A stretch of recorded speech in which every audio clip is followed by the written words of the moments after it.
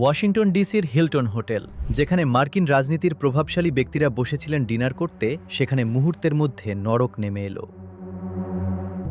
7 থেকে 8 রাউন্ড গুলির শব্দ আর আর্তনাদে কেঁপে উঠল পুরো অনুষ্ঠানস্থল।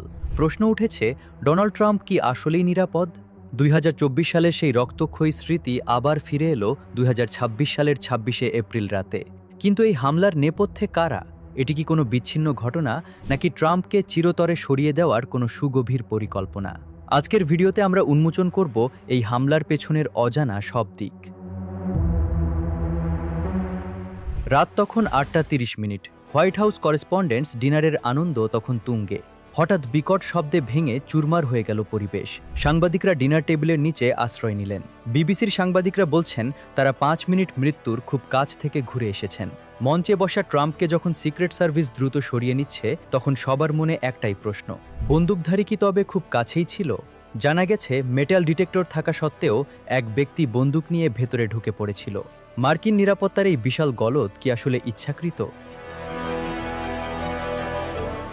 ট্রাম্প জানিয়েছেন, শুটারকে ধরা হয়েছে। কিন্তু কে এই শুটার? সাধারণ কোনো নাগরিক, নাকি কোনো ভাড়াটে খুনি? আমেরিকার মতো শক্তিশালী দেশে, যেখানে খোদ প্রেসিডেন্টের নিরাপত্তা নিয়ে হাজারো প্রোটোকল থাকে, সেখানে একজন সাধারণ হামলাকারী কিভাবে বন্দুক নিয়ে ডিনারের মূল বলরুমে পৌঁছালে? ট্রাম্পের বিরোধীরা কি তাকে নির্বাচনের আগে মাঠ থেকে সরিয়ে দিতে চাইছে? বিশেষ করে ইসরায়েল এবং মধ্যপ্রাচ্য নিয়ে ট্রাম্পের একরোখা অবস্থানের কারণে শত্রু কি তবে ঘরে বাইরে সবখানেই তৈরি হয়েছে? লক্ষ্য করে দেখুন, ট্রাম্প যখনই আমেরিকার আধিপত্য এবং মধ্যপ্রাচ্যে নিজের আলাদা নিয়ন্ত্রণ প্রতিষ্ঠার কথা বলেন, তখনই তার উপর হামলার ঘটনা ঘটে। একদিকে ইরান এবং ফিলিস্তিন ইস্যু নিয়ে ট্রাম্পের কট্টর অবস্থান, অন্যদিকে আমেরিকার অভ্যন্তরীণ রাজনীতির কোন্দল। সব মিলিয়ে ট্রাম্প এখন এক বিপজ্জনক মোড়ে দাঁড়িয়ে। অনেকে মনে করছেন, ট্রাম্পের জনপ্রিয়তা ঠেকাতে পর্দার আড়ালে কোলকাঠি নাড়ছে বড় কোনো চক্র।